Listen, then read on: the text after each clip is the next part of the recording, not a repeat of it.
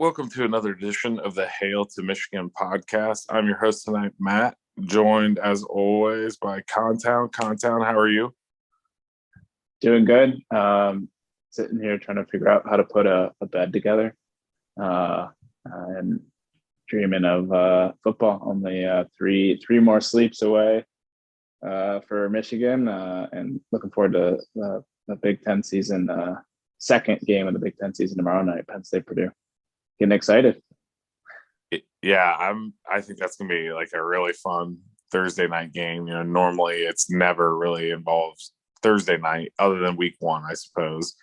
Yeah, never really involves the Big Ten, so it's kind of like it's a nice little kickoff. I mean, the opening weekend is always fun, but um, nice little kickoff matchup there. That's going to be a fun one. Pretty good opening weekend slate, all around. I mean, I don't think the Ohio State Notre Dame game will be as good as it's being, billed, but I think that will be fun. I think Georgia Oregon will be fun. Obviously, Michigan's opponent isn't all that hyped, but I think it'll be a pretty decent opening weekend. yeah, absolutely. I'm interested in the Utah Florida game. Oh yes, Utah. I always loved Utah. But they go to the Swamp, and normally, Florida was so dysfunctional last year. But new coach like Billy Napier, and it's a hard place to play. The Heat, that should be a fun matchup too. Yeah, I've always. I mean, we talked about this last year, but I've always been a fan of Whittingham. I've always thought that if he got a little bit better job, and maybe Utah is just perfect for him, but I've always thought if he got a little bit bigger job that he'd be really successful. I just like the way his teams play. But tonight we're going to do kind of a two-part episode. We're going to do a little season preview with some predictions. And then later we're going to break it out and do a quick Colorado State preview. With this non-conference schedule, it's been a little bit difficult to get excited to dig too much into the opponents. None of the three non-conference are expected to be very good. So that the previews for all of those games will be a little bit short on the shorter side. And when we get to Big Ten play, that'll be a little bit more thorough breakdown. But let's start with the season overview. First, by taking a look at the schedule. We talked a little bit before the podcast about kind of breaking the schedule into quarters. That first three games, the non-conference games, Colorado State, then it's the Hawaii game for night game, and then you've got UConn. What are your expectations from that first quarter of the season in the non-conference play? As I mentioned, Michigan's very big favorites in all three games. What are you expecting to see in that first quarter of the season? Yeah, really, really bad football across the field from Michigan. It's interesting. I think Colorado State is the best of those three by most measures, most people's expectations. Norvell, comes to Colorado State from Nevada, and is pretty successful in teaching the air raid every once in a while. Nevada will have a pretty strong team. They'll put quarterbacks in the league, Carson Strong, Jordan Love. So he's a decent coach, but they were so bad last year, and it's such a stylistic shift from Adazio to Norvell that even as the best of those three is not as those three first opponents for Michigan is not saying a lot. So you're gonna see a lot of points scored by Michigan. If someone starts to emerge, you might see the kicking off of a Heisman campaign. But I think it'll be more interesting to see a lot of reps for new faces. How do they get freshmen involved? How do they get some of the redshirt freshmen involved? Do we see a good amount of reps from Ayobi Anoma? I'm going to butcher his name a couple times, but we'll get into midseason form here soon. and just how many guys can we get on the field and get accustomed to their new roles at Michigan. And then obviously the quarterback battle.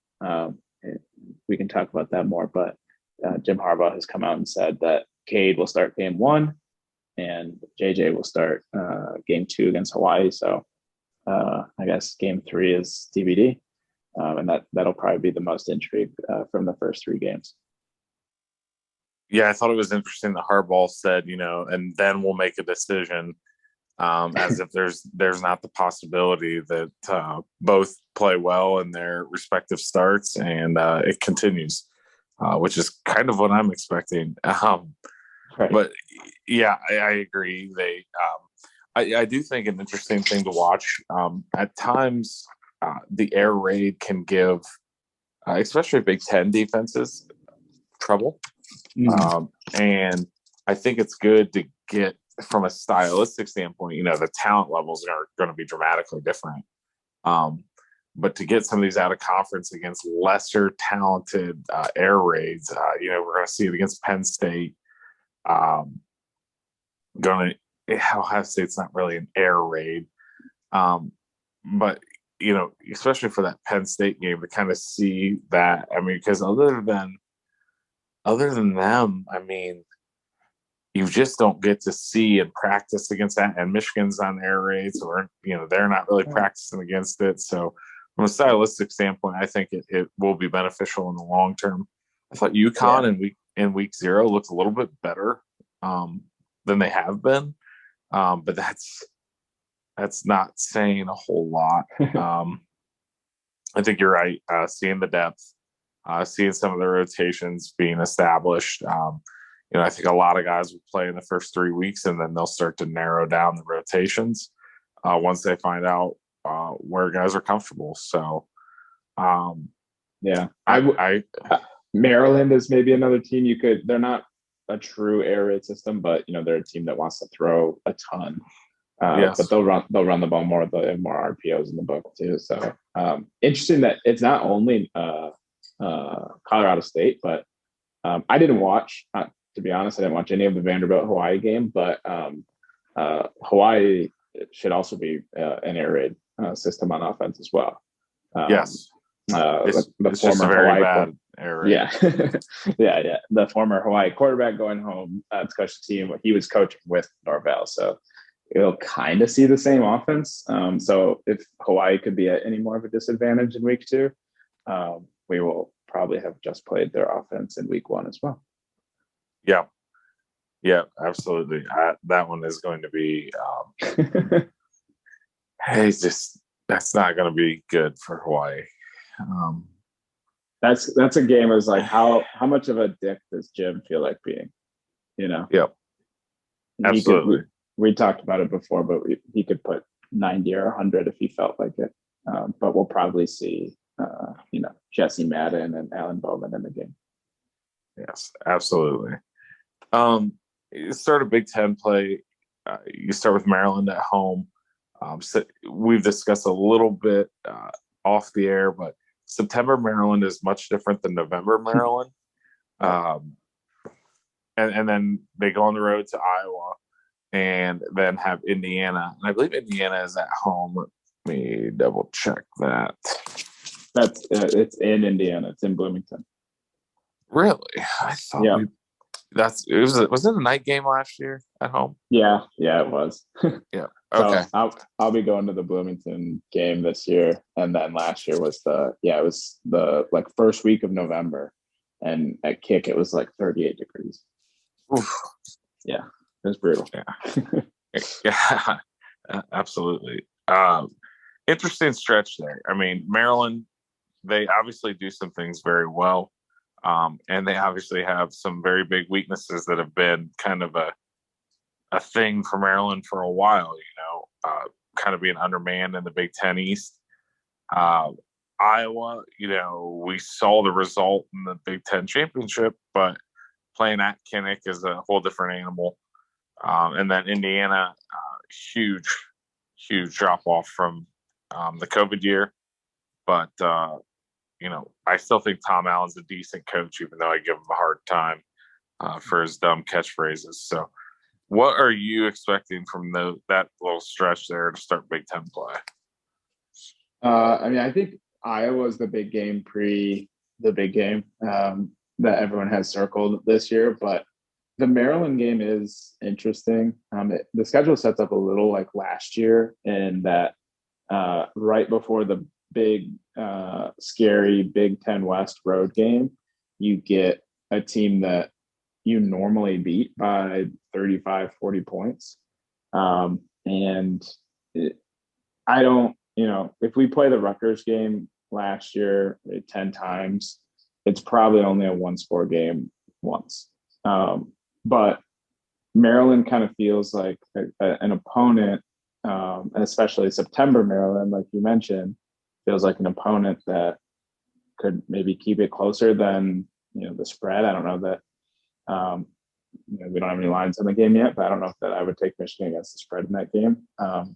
Even though we almost always cover against Maryland, they have a loaded receiver room.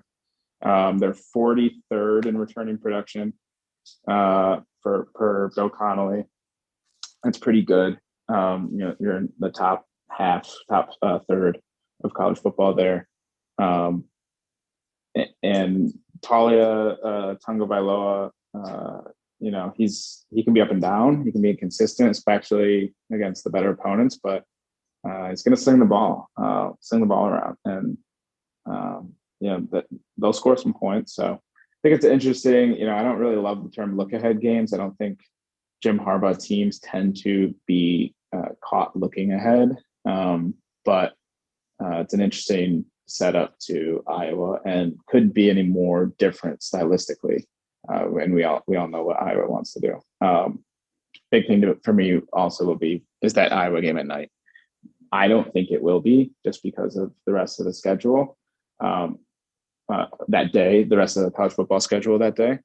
I expect Clemson, NC State to be at night, and Michigan, Iowa to be big noon kick. But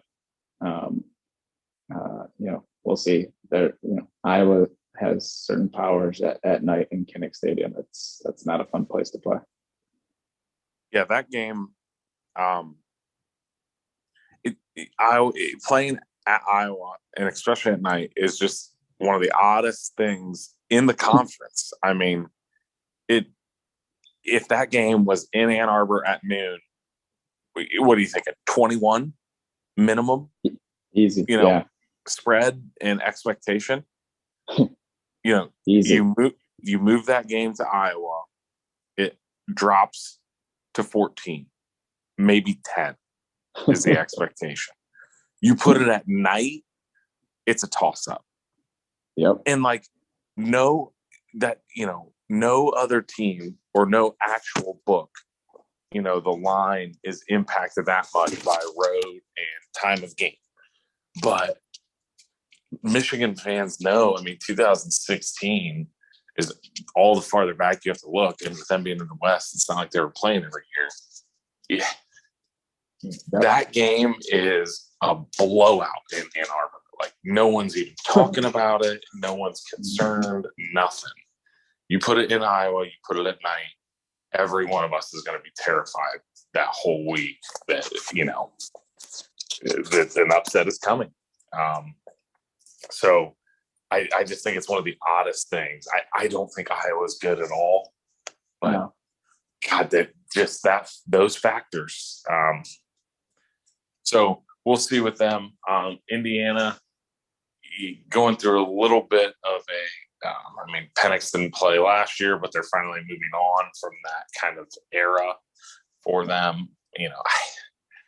I'd be really surprised if that's a close spread or a close result by any means. They just weren't very good last year, and similar to Maryland, you play a team like Indiana or Maryland 5+ games into the season, the injuries start to take a toll, and they're just not as good. The COVID year, only have to get through 6. They caught Penn State, Michigan, and Michigan State all kind of on a down year. It was just kind of the perfect storm for them in the COVID year. I don't remember if they beat Michigan State or not. I know they beat Michigan and Penn State. They beat Michigan State.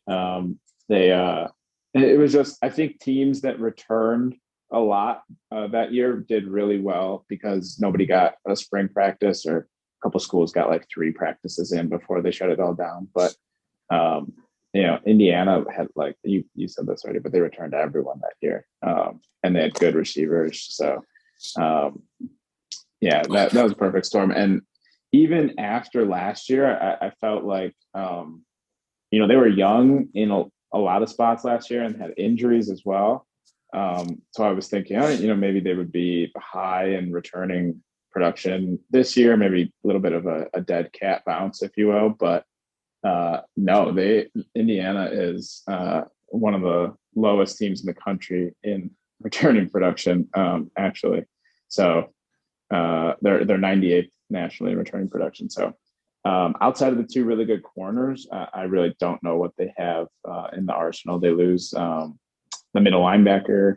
I want to say his name was McFadden, but I could be getting that wrong. Micah McFadden, yep. Micah McFadden, yep.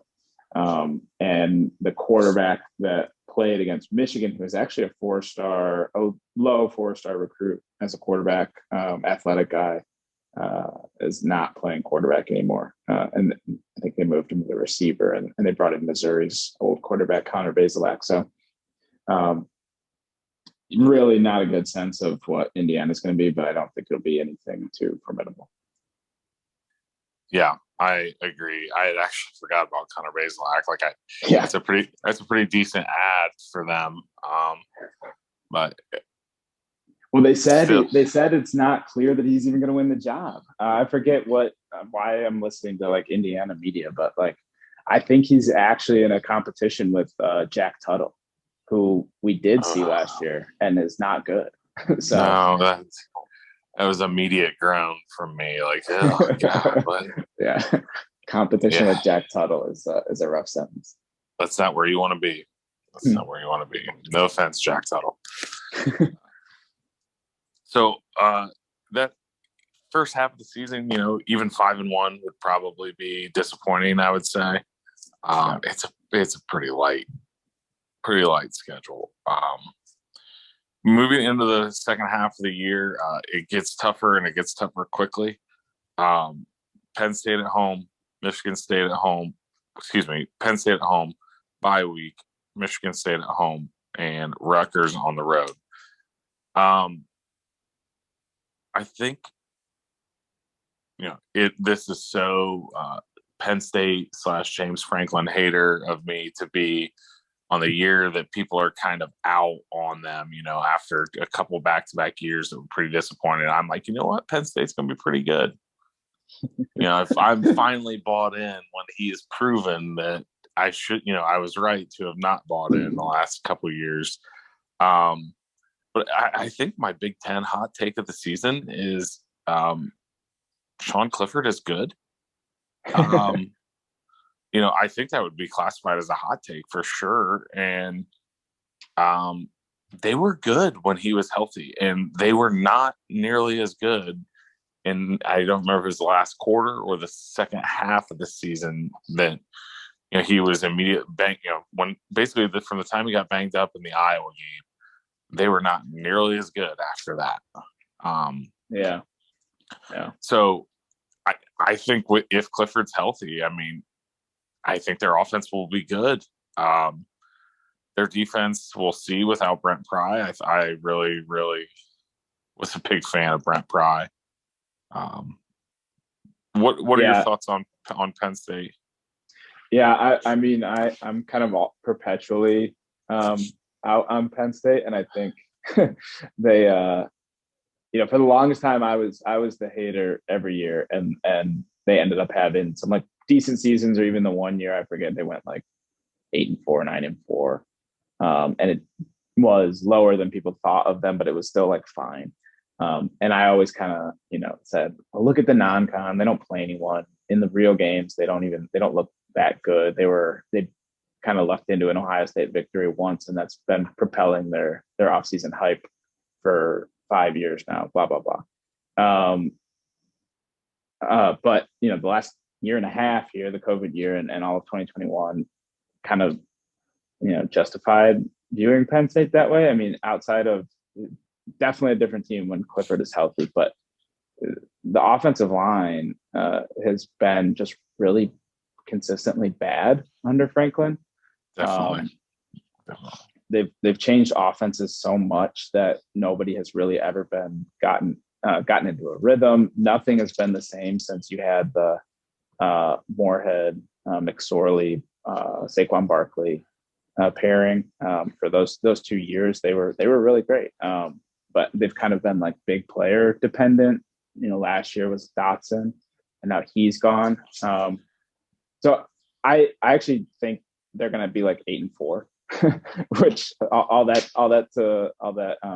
talking smack to say like, yeah, I think they'll be fine. They're still super talented, but I don't trust them against the best teams. They could go 7-5 easily.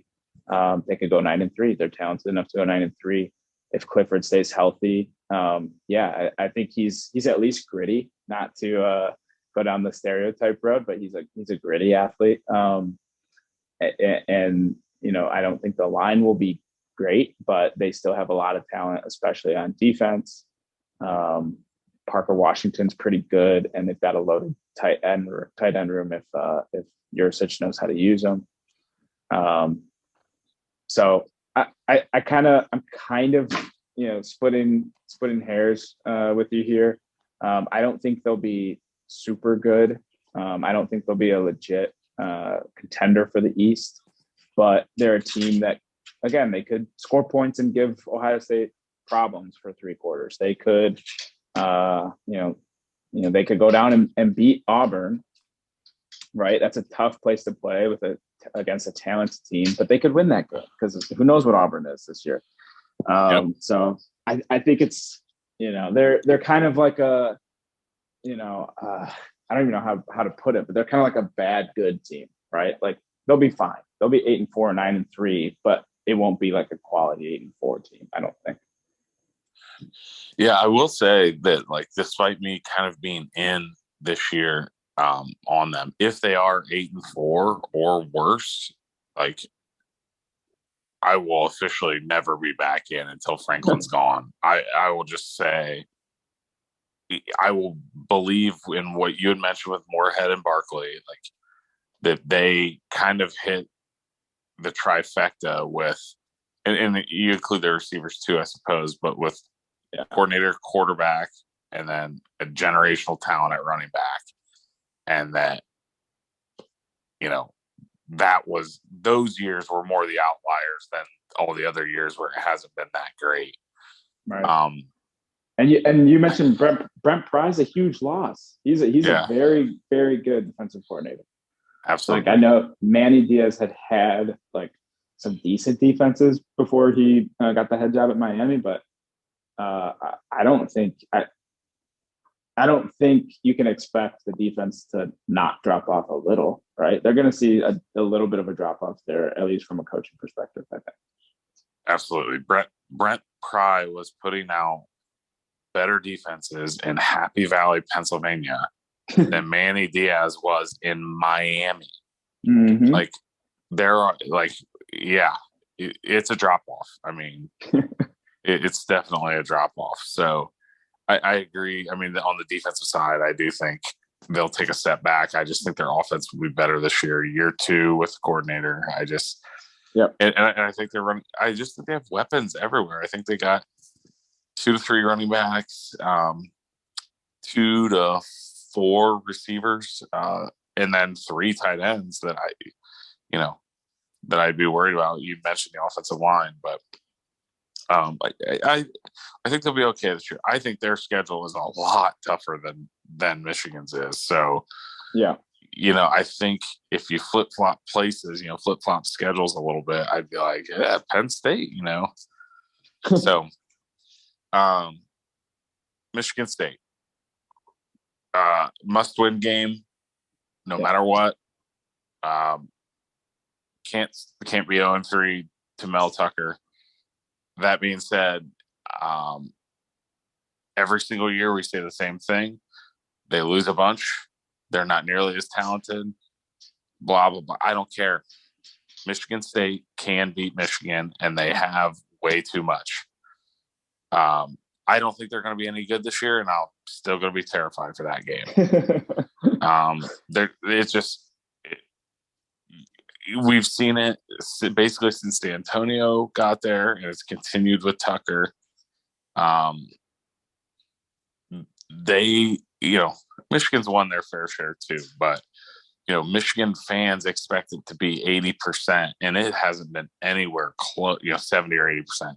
It hasn't been anywhere close to that in the last 10 years, 20 years. However far you want to go back, since basically pre-Saban, it hasn't been that 80% in any 5-year stretch. So, I think they have some decent pieces returning. Obviously, Walker's a huge loss. What are your thoughts on Michigan State? Yeah, I mean, you said it all. Every year, they're not very good, and every year they show up for the Michigan game like they're Alabama, or they have somehow conjured up a Pacific Island style like monsoon. Like, just if they don't have a good team, they will bring bad weather. Like it somehow that game is going to tilt against Michigan. And sometimes they just have a good team too. Like that should also be said. There certainly have been times where they've been, especially in the D'Antonio years, where they were just a better team. Then you add in all the craziness, and I just saw on Big Ten Network today, last year's game was on there, the Big Ten in 60 or whatever. And it was 30-14, and it looked not as dominant as Ohio State's win against Michigan State, but Michigan was mopping the floor with them, and they lost the game. I always go back to that fourth down play. At third, we were still up 16. They had kind of put a little drive together, but we got them into a fourth and 4, fourth and medium. But they're not really in field goal range yet. It'd be a long field goal in the rain. So they go for it, and they hit a slot fade over Dax, who's in man coverage. First round draft pick on Michigan State receiver. They got a couple good receivers, but first round draft pick. You got to stop one slot fade to win the game. And they, of course, Michigan State, Peyton Thorne hits inch perfect throw, and they convert it. And that game, they still needed 2 2-point conversions and then another score just to win the game. But after that play, you're like, this is a Michigan State game. This is a classic Michigan State game. And just unimaginable things. The dude from the year before, he's gone now. He's a professional fisherman. He puts up 200 plus receiving yards, and you're like, he's never to be seen again. With Rocky Lombardi, one of the worst Big Ten quarterbacks of the last 5 years.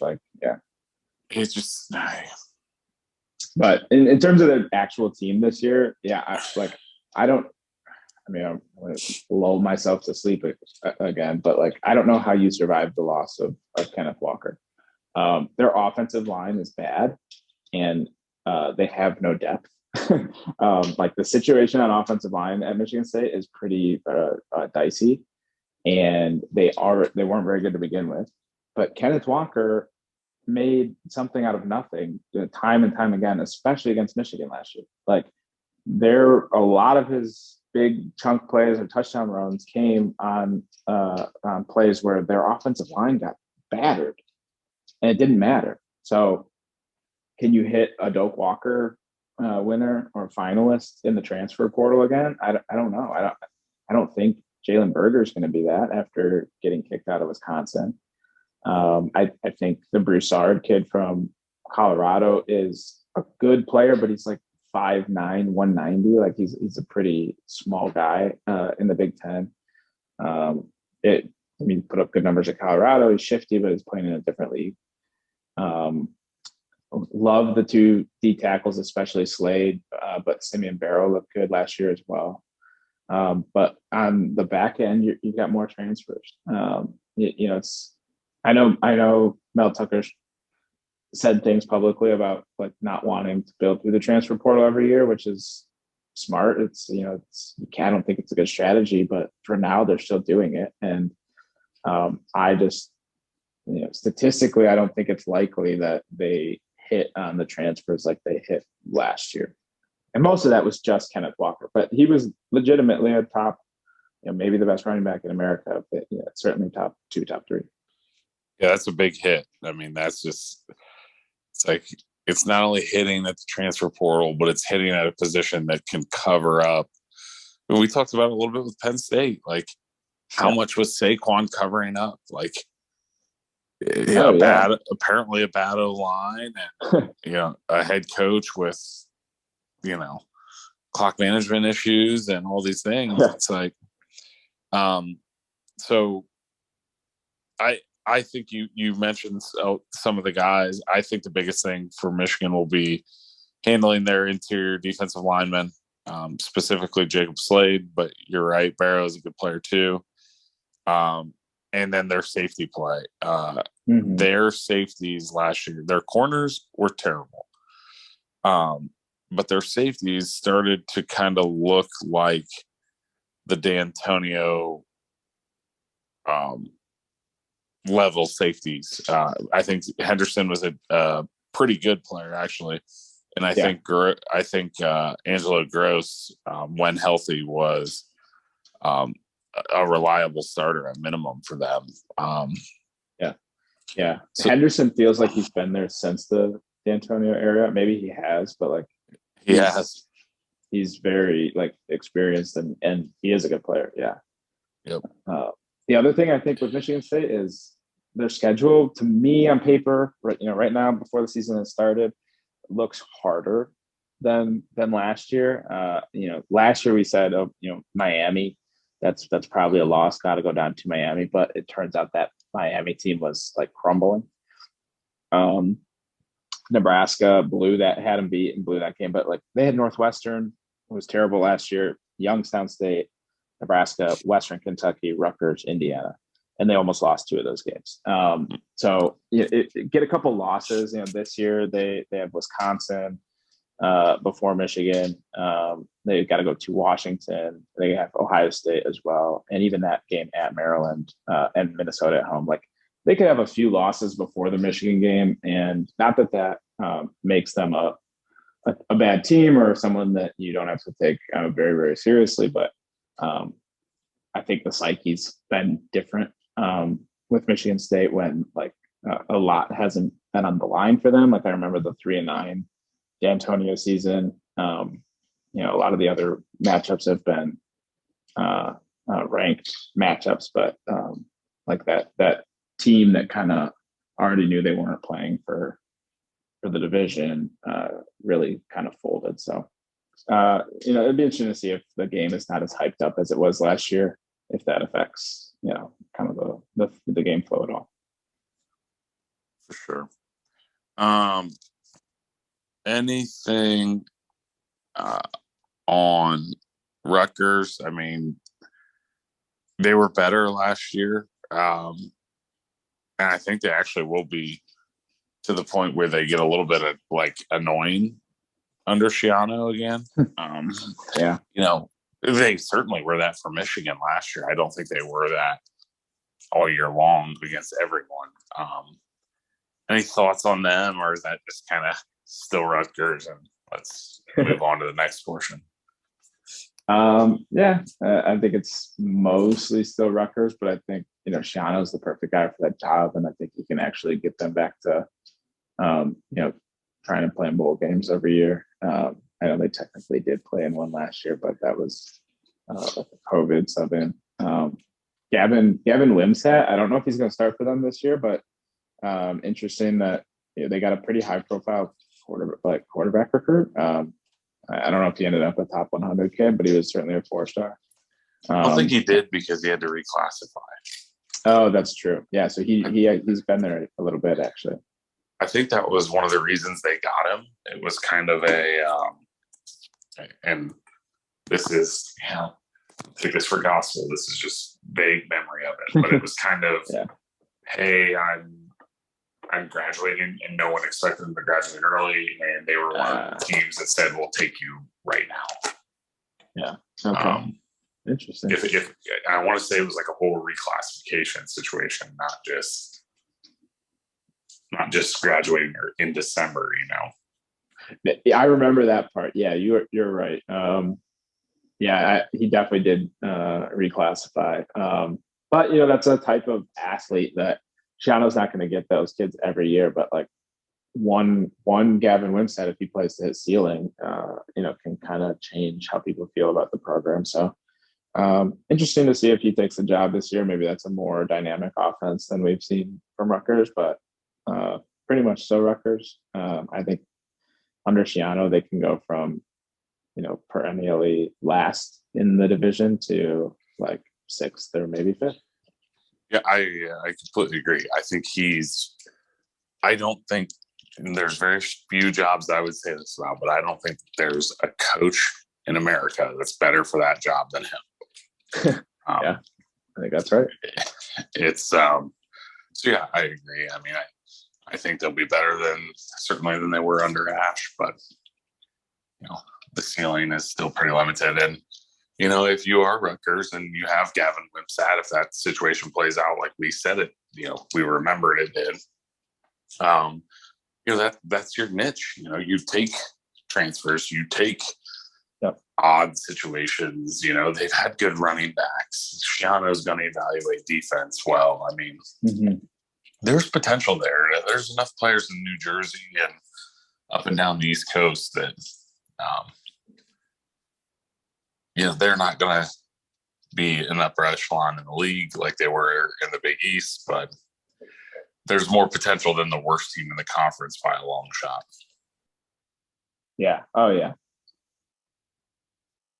Yep, I agree. Yeah.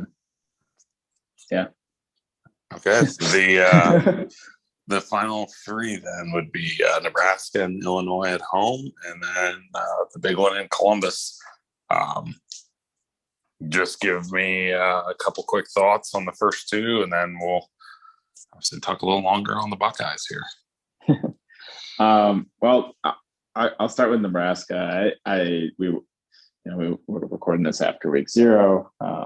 We watched the Northwestern game. I had money on Northwestern. I thought that was a pretty easy bet. Nebraska lost to everyone on defense, everyone that was good, right? And you lose Jojo Doman, you lose Ben Stilley, the corner Cam Taylor-Britt. Basically everyone that made them a top 40-ish defense last year, a decent defense, is gone. And you lose pretty much everyone that was good on offense too. I don't know, you can debate whether Adrian Martinez was a good quarterback or not, but they, I think, utilized him as well as anyone could. And he was a fighter. He was getting beat up every year, but so just so much turnover at Nebraska. And at the end of the day, it's still a Scott Frost team that's going to show up to the season looking like they didn't practice at all in the off season. They've done way too much vomiting in camp. And by that game, there's going to be a lot of quitting them boys. Oh yeah, and they did. Like the fourth quarter, I don't think Northwestern ran the football enough. There were times I know they wanted to stay off schedule, but like they were plowing Nebraska on the ground. It was brutal to watch from a Nebraska team. So that game in November, I think there's a good chance Frost is gone in November. I think even if he's not, I mean, even sooner or later, no matter how much you love your coach, no matter how much you signed up to play for Frost or love Nebraska or whatever the situation may be, no matter how much that pride you have, sooner or later, when this stuff continues to happen, you kind of start looking around and be like, does this guy know what he's doing? And, Right. and we all on the outside know the answer. I mean, right. Yeah. And I do think Scott Frost knows what he's doing as a football coach, but it's not working. And it's been a little, Brady Hoke wasn't a star quarterback, but I think, the Brady Hoke Michigan situation was kind of similar, where it was like, some fans wanted that fourth year and some were kind of ready to move on because it had become obvious that while he was good at previous stops and he is a good coach again, it's not working at Michigan or at Nebraska. So, and then Brady Hoke had similar success prior to coming to Michigan that Frost had with UCF, and Frost a little bit higher, but and Rich Rodriguez too. Like I think some of these coaches end up landing a gig like one slot above their competency or their competency. Maybe that's harsh, but one job bigger than they're able to handle. And super well. Even like fit included. Like, could Rich Rod handle a Michigan level job, like say Florida? I thought maybe at the time he could have, but sometimes it's just the job's too big and it's not the right fit, and that seems to be the case there, in my opinion. Agree. I think Michigan will pave them. I think they'll pretty much be folded by then, and not worried about that one. On the complete other end of the spectrum, a perfect fit for Illinois. Bert. Absolutely, Bert. And I kind of don't want to play Illinois too much because I want him to work out at Illinois. Like, I want Illinois to be a really annoying team for Big Ten East teams to cross over and play, for everyone in the West to have to face. And I think they're going in the right direction. I know we only have one data point at this point, but I know you and I both really like their defensive coordinator. What is it, Walters or Waters? Walters, right? I think it's Ryan Walters. Walters, yeah, Ryan Walters, yeah. We like him so much that we don't know his name. Yeah. I know he used to be at Missouri, and then they've changed up the offense. The offense was abysmal last year. Really should have been like a bowl team or like a 7-5 team last year, but the offense was terrible. That was kind of a bad fit from the jump. Yeah, so it seems like they're going in the right direction. I don't know that Tommy DeVito from Syracuse is going to be the quarterback to make them like an actual decent team, but they're going to be good on defense. They're good up front. They have a good running back. That'll be a physical game in November. Michigan will win, but I think Bert's doing the right thing there. Yeah, I remember hearing Bert say like last August that he said the acronym RPO, and I remember thinking like, this guy needs to see a doctor. Like, something's wrong. This is not him. And he means ravioli, pizza, omelets. Yes, that's what RPO stands for him. But it just, I don't even remember the offensive coordinator's name, but I remember thinking like, Bert is the perfect fit for Illinois because he can do exactly what he did at Wisconsin. Why try to be something that you're not? Yep. And absolutely. And I do think he can be annoying, and I do, I don't think Walters will be there for very long. But I do think he can be annoying, and I just hope he's annoying to like Ohio State and not Michigan. But I think, obviously still expecting a win there, but I do think that'll be tougher than what you would typically expect from recent Illinois. So on to the big one. Thanksgiving weekend in Columbus. It's been over 1,000 days since Ohio State's beat Michigan. Thoughts? Well, I mean, Ohio State is a trendy pick to win the national championship. You have a terrible, no good year like they had and go 10-2. It's just unbelievable. Yeah. How could they do that? The depths that program has sunk into. And they do lose some playmakers on offense. You lose Garrett Wilson, you lose Chris Olave. But most everyone else is back. Even on the offensive line. I don't know if they return all 5 starters on the O-line, but they return most of what was a really good offensive line in 11 games for them last year. And they return, a lot of people's pick for Heisman Trophy at quarterback.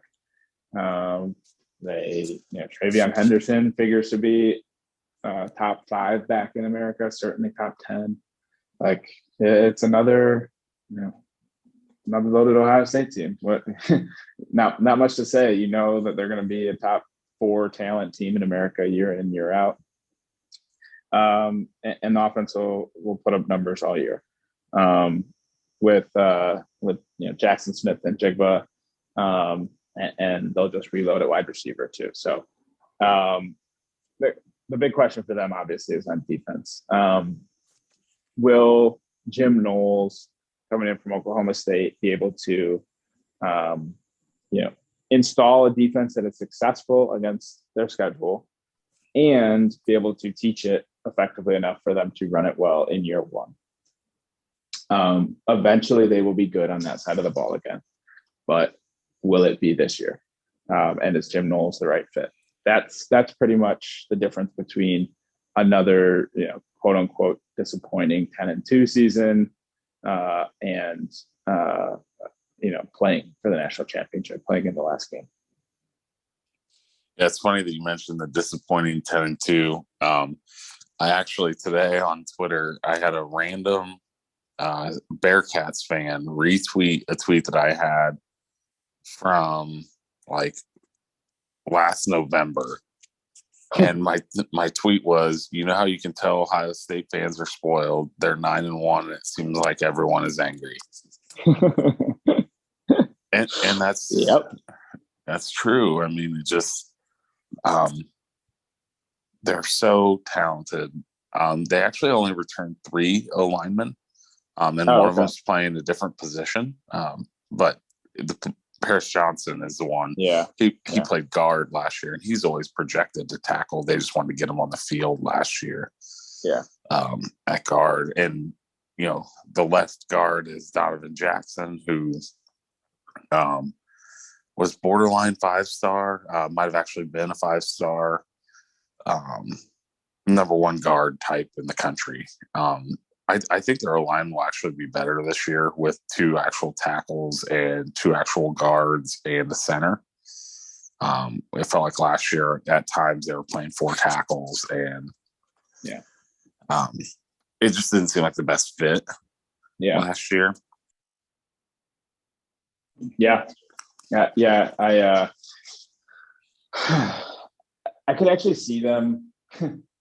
We mentioned this off air already, but I could see them even, like, if the defense is a really bad fit, or if it's just not going to be a year 1 transition or a 1-year transition, 1 offseason transition, I could see them like dropping to even 9-3. Let's say they just are not getting good run fits against. Knowles likes to do a lot of back end rotation, a lot of they're base 4-2-5, but he'll run odd man looks and throw slant and throw linebackers at the line, kind of like he would run a stack. I mean, these are things he picked up to run a really good Big 12 defense, but might not translate to the Big 10, especially the heavier teams like Wisconsin, who figures to be a good running offense this year. And they're not in the same talent world, but like let's say Ohio State is maybe even a little worse at stopping the run this year. And Ohio and Wisconsin can just run all day. Penn State, it's in Happy Valley. Maybe the Penn State offense is really good this year and they can score with them. And the defense in Penn State doesn't take too much of a step back.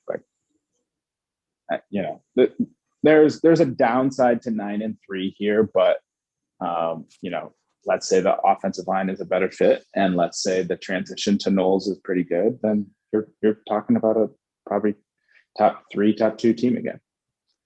Yeah, I think just with how good their offense projects to be, I think that their floor is like a hard 10-2. Yeah. I don't think they'll be upset by 2 non-Michigan teams. I could see it with 2 of them, but I don't think they'll be upset by both, Yeah. I've said a lot this offseason, living in Ohio, talking to a lot of Ohio State fans.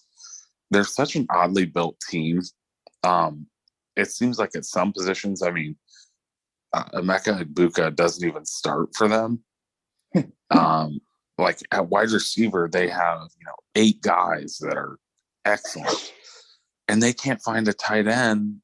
I mean, their number 2 tight end is a former walk-on. And is Cade Stover starting at tight end for them? Yes, and he was playing defense last year, right? He has bounced back and forth so much. I think he played defense in the bowl game, but was at tight end most of the year. And he's been back and forth his whole career. Yeah.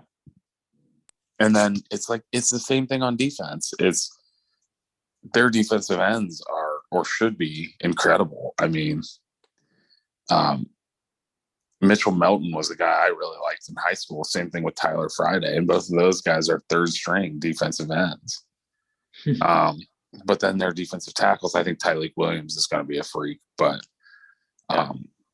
Teron Vincent has not lived up to his billing. And their linebackers have been bad for a few years now. I do think the one year,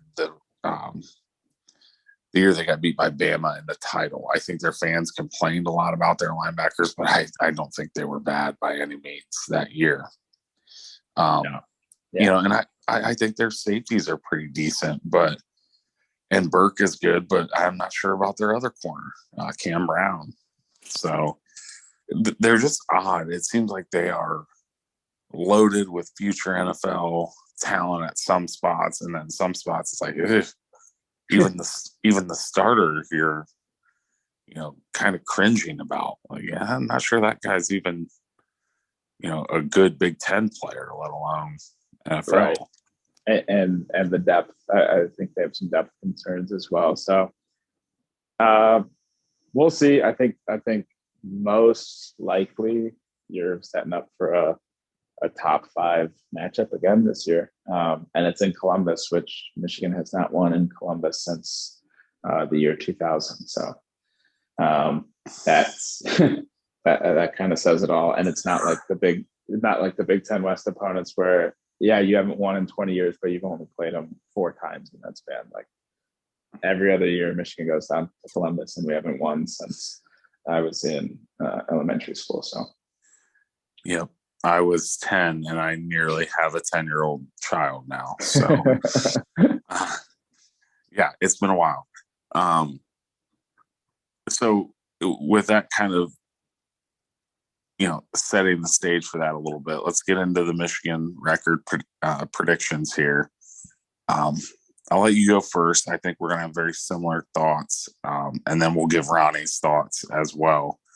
But I'll let you go first here. What is your record prediction for Michigan this year? I've got us 11-1. I think we run the table until Columbus, and then I don't see us winning that game.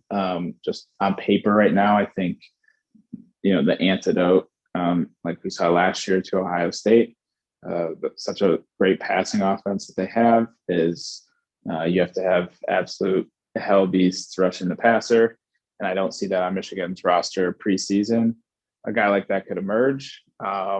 we keep hearing people, including Jim Harbaugh, say, David Ojabo kind of came out of nowhere last year, so maybe someone does that again. But roster makeup right now, I would say, Michigan's best shot against Ohio State is a bit of a shootout that involves Michigan running the ball very well, and I would still, given a shootout being in Columbus, I would still take Ohio State. I think Michigan can run the table up to that point, though. Certainly see like 10-2, very, very real possibility. We mentioned the Iowa game is tough.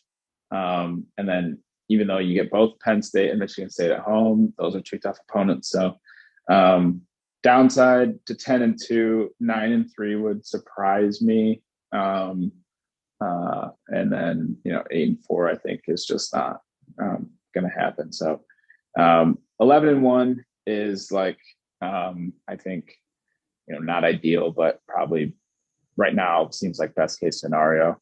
I think they can do it. I think last year showed that Michigan won't be too intimidated by a tough road environment. So I think they get past Iowa and go to Columbus 11-0. Yeah, I do think that that 9-3 is kind of the floor. I think there are 4 teams that can beat them, and one of them strictly because of location of the game. So, and I don't expect them to drop all 4. So I would say 9-3 is probably the floor. I do think 12-0 is possible. And it's funny, 2 years ago was just the COVID year. And now we're saying, 11-1 might not be ideal. And it's like, God, if you had told me prior to last season, we were all pointing to this season as being a big year. We were supposed to be young, everything last year. But if you told me prior to last season that 11-1 would be seen as a little bit of a disappointment, I would have been, I don't know how I would have responded. Right. I do see a scenario where they could drop one of Michigan State, Penn State, and go into Columbus 10-1. But I agree. I think they're going to go into it 11-0. I just think the defense will have enough time to work out rotations and any kinks with new guys, and I think they'll be ready for Michigan State and Penn State by the time we get there.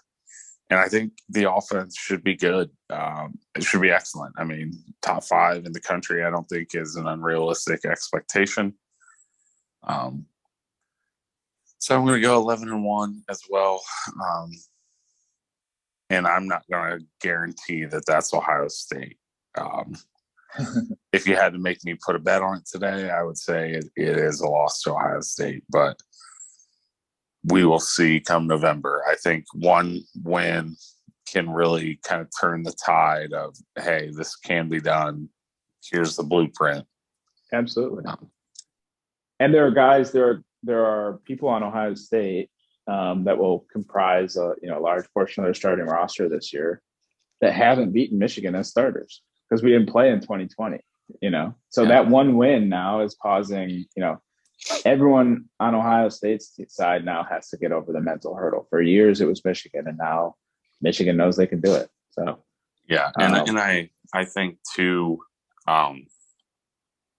with the talk about Knowles a little bit, I've said this a bunch this offseason, but Jim Knowles is probably the right hire for them, big picture wise. But I'm not sure it's the right hire for them to stop Michigan. Right. Especially current form Michigan. I just don't. I don't know that his style of play, coming from where he came from, I'm very interested to see how he adjusts, especially against Wisconsin. I don't think Wisconsin has the horses to hang in there, but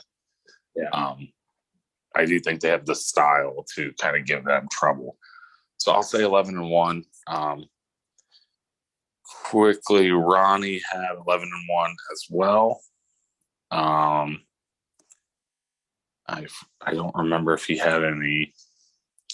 I believe it was Ohio State was his predicted loss. I'm trying to see if he had any. He said playoff as well, so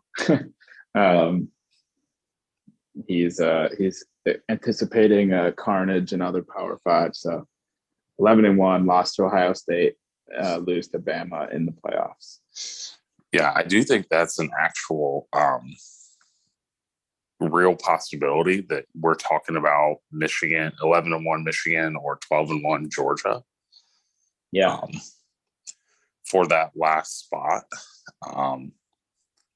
So I don't think that's out of the question if they do go 11-1, especially if the loss is in Columbus and it's close. Yeah, no, absolutely. I agree. Okay, let's run through a few statistical things for Michigan specifically. We're just looking for statistical leaders here in a few categories. So let's start with what should be the easy one, but actually for this year, it's probably pretty difficult with the quarterback situation. Who is the leading passer for Michigan this year? I'll say JJ McCarthy. I just think the way they're setting up, splitting the first two games, one starting the opener, one starting the second game. I don't think they would be doing that if JJ wasn't catching Cade. And they also say Cade has improved a lot, but to me, that means the way they're handling it tells me the gap has closed. I don't know a better way to read the situation. If the gap hadn't closed, they would just name Cade the starter just like they did last year. I think Cade will. I think JJ will take the job from Cade and end up the leading passer. Yes, I agree. I think the ascension of JJ has been rapid. With him being out in the spring, I was expecting, an announcement of Cade as the starter about a week into camp. And that has not happened. In fact, the opposite has happened. So, I'll go with JJ as well. Leading rusher. Blake Corum. I think he's going to be the lead back. Looks like he's bulked up a little even more. I think the updated roster reflects that. I think they'll find different ways to get Donovan the ball, which we've already seen. But in terms of who's your first down back, who's going to be tasked with running between the tackles the most and on short yardages, I think most of the year that will be Blake. And but for an ankle tweak, he would have had well over 1,000 yards last year. So definitely lean Corum here, but should be a great two-headed monster. Yeah, I think if the question was all-purpose yards between the two backs, I think it'd be kind of a more difficult decision. Yep. But with it being just rushing yards, I think it's Corum. Yep. Receiving yards, who will be the leading receiver in terms of yardage this season? So I've long been a big fan of Roman Wilson's. I think Michigan's got a great receiver. They've got a bunch of really, really good receivers.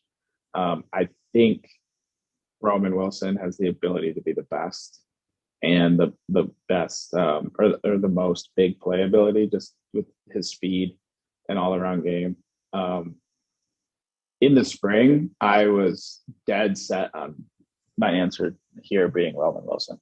I was also skeptical of how quickly Ronnie Bell would return to 2021 form. But it sounds like, I think maybe Jim Harbaugh has explicitly said this, but it sounds like Ronnie Bell is just as good as he looked last year, and has been one of the best players in fall camp on the team. So I'm still going to say Roman Wilson, but you have, I think, three guys that are all really good picks. And if Ronnie Bell is really back to 2021 Ronnie Bell, I think it could be Ronnie Bell. And that's not even mentioning CJ, who's great. So I'll say Roman Wilson, but this is a hard pick. I think Roman probably gets around 800, and in a room with reception spread around, I think that does it. Yeah, I'm going to go with Ronnie Bell. Yeah. For the reasons you mentioned. I think if you combine yardage and touchdowns, I'd probably say Cornelius Johnson. Yeah. I think Ronnie will have something close to 1,000 yards, and he'll be lower on the touchdown count than probably both CJ and Roman. But I'm going to go with Ronnie Bell for yardage. I just think he's, even if he's just old reliable like he was prior to 2021, I'd probably expect him to lead in yardage. And I think he was trying to be better than that in 2021. So, I'm going to go with Ronnie Bell there. Yep. Ronnie, unsurprisingly, also wants to pick Ronnie for this category. Absolutely. Yeah. We have some big Ronnie Bell fans in the group. Okay, switching over to defense, leading tackler. I mean, I'm hard pressed to pick anyone but Junior Colson, especially with the news that Nakai Hill-Green might miss a couple of the first games. I think it's kind of going to be Colson by default. A D lineman doesn't normally lead these statistics. It's not always a great sign if a defensive back is leading your team in tackles, although that's not always true. Maybe you go with Moten here, but I have to go with Junior Colson kind of by default, but I think we all know how talented he is too. So Junior Colson. Yeah. Yep. Same answer. Being the Nakai Hill-Green stan of the podcast, I certainly would have said it, even if it was just to be, have one different opinion out there. But with, like you said, with him being injured, it's going to be Colson. Most sacks. This one is a lot more difficult. Yeah, I am going to go with Yabi Anoma. And I don't think think that's I know. I don't think that's going to be a high number. Like, I'm not saying Anoma is going to come in and have 10 sacks, but this could be a team where 5 sacks as an individual leads the team. Just they're going to find a rotation. They'll probably blitz more than we blitzed last year. There will be interior guys who get more sacks than the interior guys got last year. As a team, Michigan did not have a high sack team total last year. 2 guys were, 2 of the very 3 or 4 best in the country. But as a team, those numbers weren't spread evenly. And I just think it'll be spread a little bit more evenly. And I think by game 3, like Anoma, maybe 4, will be, really fit into a role at least as a pass rush specialist, on a third down guy. And, if he gets like 5 sacks on the year, I think that could lead the team. So it's a hot take. He could be like, a total, not even see the field very much this year for Michigan. It's wide variance on his impact, but I'll take a shot here and say Anoma. Yeah, I think you said it pretty well regarding the spread of sacks for them this year. I think it'll be more like 4 guys with 4 or 5 sacks, and then a few guys with a couple sacks to get them to 25-ish on the year, rather than one with 10. Yeah. I'm going to go with Mike Morris. I feel like he's got a little bit of the, we already know he's good, so he's not getting any hype this fall.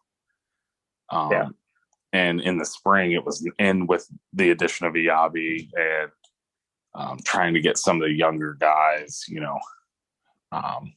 some run to see if there's, if any of the younger guys can reach their ceiling. I think they were trying to tell us in the spring how good they thought Mike Morris was or was going to be. And that has kind of died off, not because of his play has died off, but because of the people around him. So I'm going to go with Mike Morris. I feel like he is probably the safest pick of the group. So that's the route I'm going to go. For defensive backs, we will combine, well, it doesn't have to be a defensive back, but we will combine pass breakups and interceptions. I'm going to go first on this one because I'm going to take him before you try to. DJ Turner.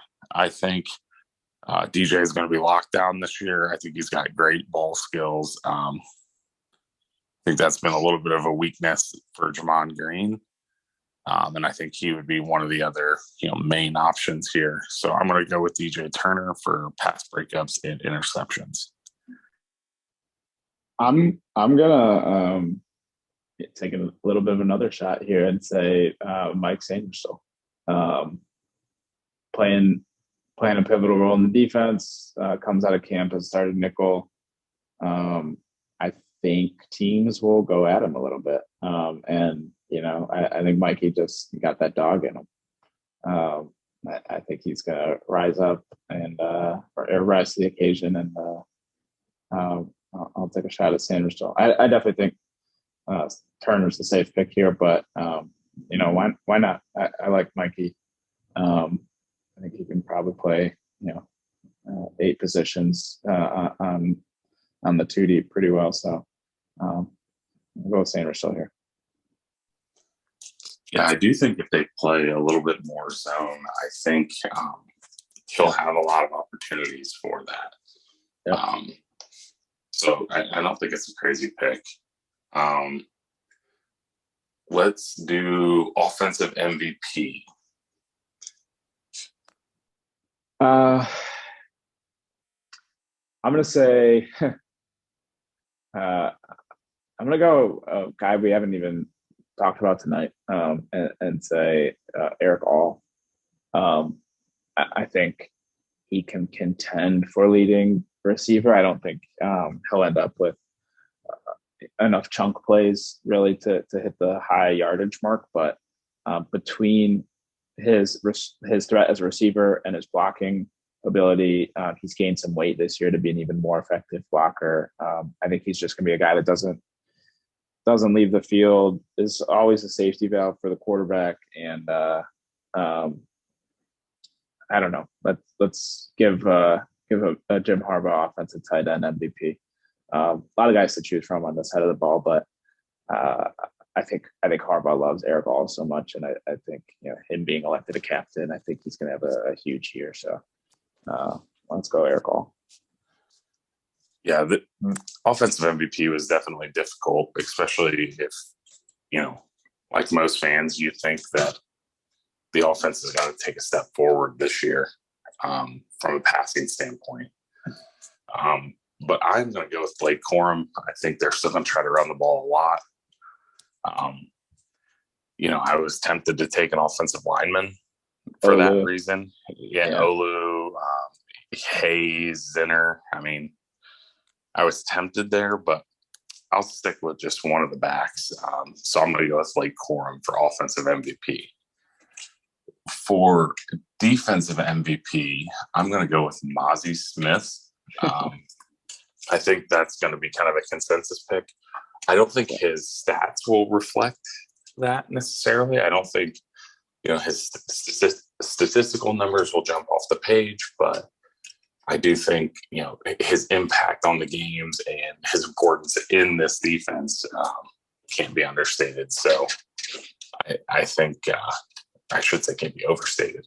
I'm going to go with Mozzie Smith for defensive MVP. Who you got? Yeah, same. Ozzy all day. I think he's a dude. He was a dude last year. He handled Linderbaum in the Big Ten championship game, and Linderbaum was easily the best. Maybe not easily, but the best center in America last year, first round draft pick. He's a freak. You said it. He's not the same player as Aaron Donald or Mo Hurst, but those types of guys, the interior defensive lineman that is a game wrecker is like the best asset a defense can have. It just from the jump, the offense is out of sorts when you have a guy like that. So it's got to be Massey Smith.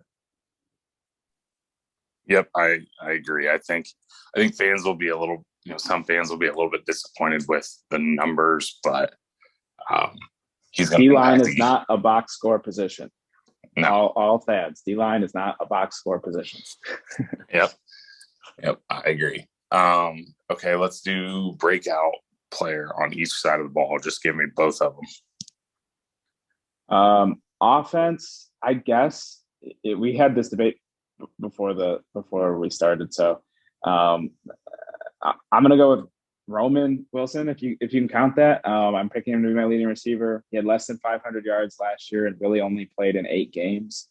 If that doesn't count, I can redraft, but I think taking the next step there for Roman and becoming a legit game breaker. On defense, guys that weren't starters last year, I'll say Chris Jenkins. He's bulked up. He's a beast. He looked really good when he played last year. He just wasn't a starter. He was more of a package guy. He's kind of like that 14th, 15th player for Michigan on defense last year. He's going to be much more of an every down guy this year, and I think his impact will be felt. I think he stays on the good trajectory here. So I'll go Roman Wilson and Chris Jenkins, and you tell me if Roman Wilson doesn't count. Yeah, my offensive pick is very similar. I'm going with Cornelius Johnson. He had was the leading receiver last year, but it was 600 yards. I think, for how much Michigan has struggled to get a 1,000-yard receiver, I think they're going to have 2 that are close this year, in CJ and Ronnie Bell. And I think CJ is, I think a lot of Michigan fans know how good he is, but I think the country will know by the end of the year how good of a player Cornelius Johnson is. So he's my breakout on offense. On defense, I was thinking Jenkins as well, but I will use someone else for that. I'm going to say Rod Moore, and for a similar reason that I finished my thoughts on CJ with. I think Michigan fans started to realize at the end of the year how good of a player he was. I mean, he started the Ohio State game, and I think by the end of the season, we're going to be talking some level of all Big Ten, but just a mainstay. And we're going to be talking about him as a huge piece coming back the following year. So I think he breaks out a little bit defensively at that field safety spot.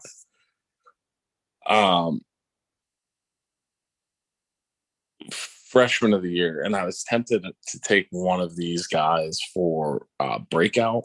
I'll go first on the freshman. On offense, I really don't think any of them will actually contribute all that much, but I'll go with Darius Clemens. I think he has a role that can kind of lead to you saying he was an impact freshman. I don't think he'll rack up a ton of yardage, but I think similar to Anthony last year, I think a lot of the plays that he does make will be big plays and they'll be exciting plays. So I think he will be the offensive freshman of the year. And defensively, I'm going to go with Will Johnson. I think, the news in the last week has been Mason Graham, his emergence into the starting lineup when they're in their base defense. But I just think Will, by mid-season,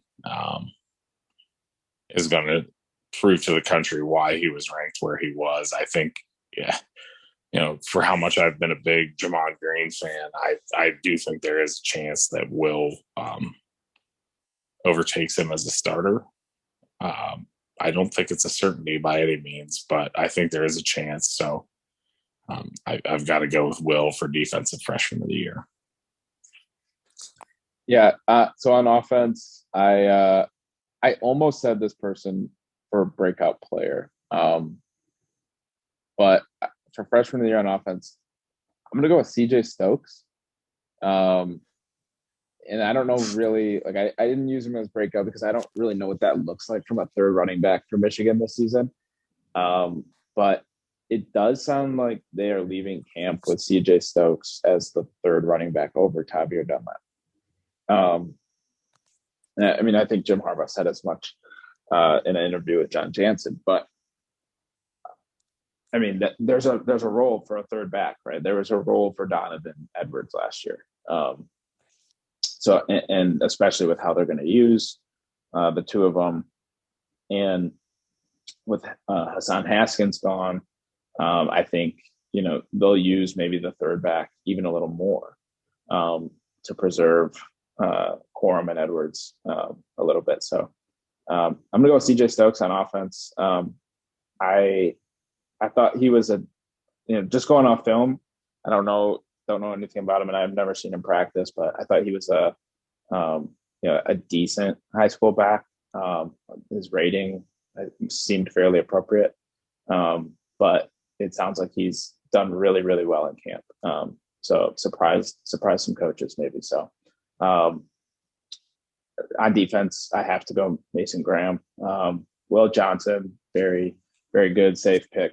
But just the fact that even if it's in we call it the base 3-4, but we will probably spend more time in other personnel groups. But even if he's in a starter in any personnel group as a true freshman on the defensive line, I don't know, that almost never happens.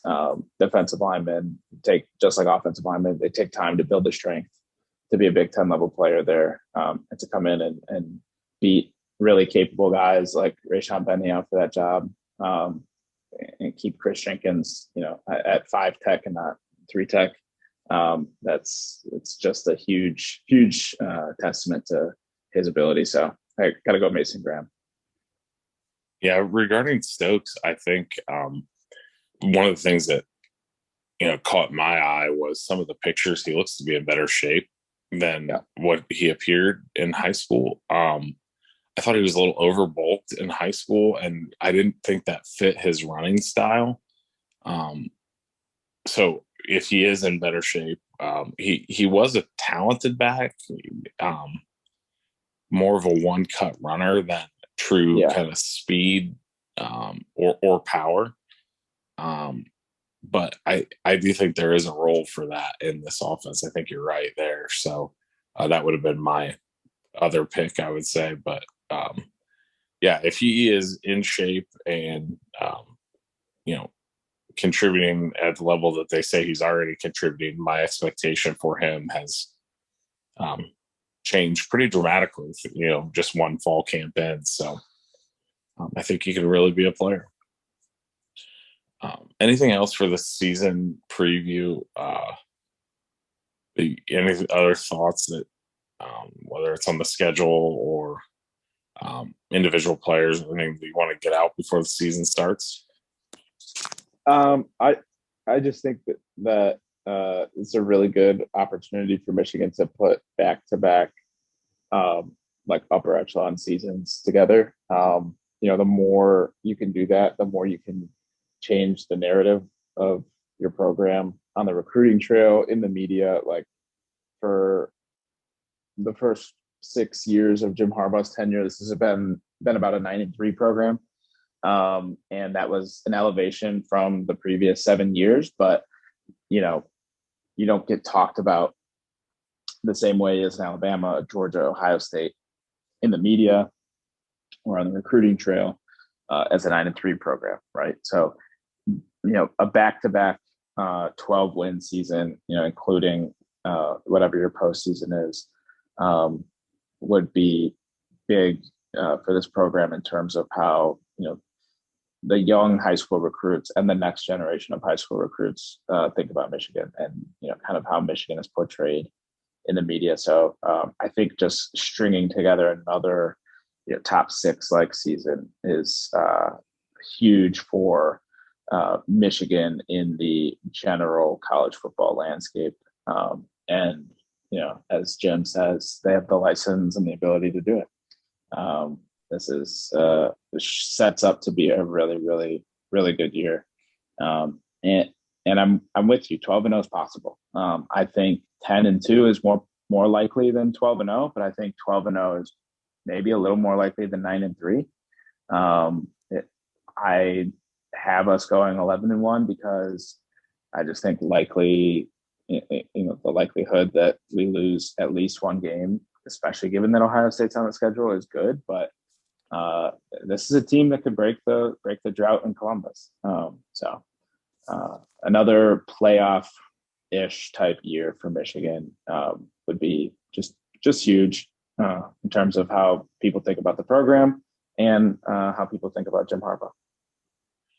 Yeah, I absolutely agree. As a Cincinnati Bearcats fan and graduate, I guess they would.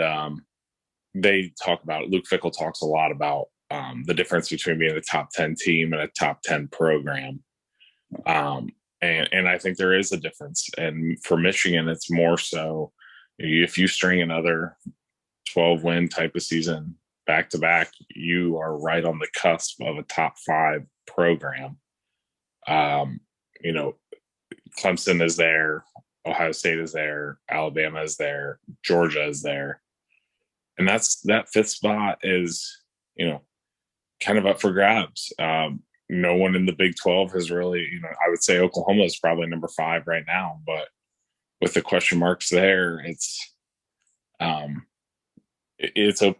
for the taking, basically. And I think they have a great opportunity to ascend to that. And just speaking in conference, I mean, I think most people nationally would say that Michigan and Penn State, you could argue Wisconsin just because they dominate the West or seem to dominate the West, but Michigan and Penn State are battling for that 2nd spot in the conference as a program.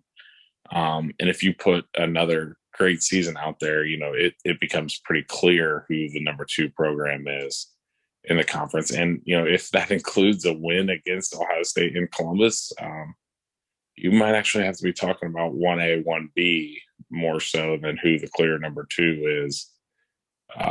So I think the opportunity is there. I think, I said earlier, the top 5 offense is not out of the question. And, if the defense can be, I don't think it'll be as good as last year, but if they can be top 15, I mean, you're talking about a likely 11-win regular season. So I think there's a huge opportunity for this team, and I think they have a good chance to take the next step as a program. So with that, that'll conclude the season preview. We will get to the Colorado State game preview on the other side.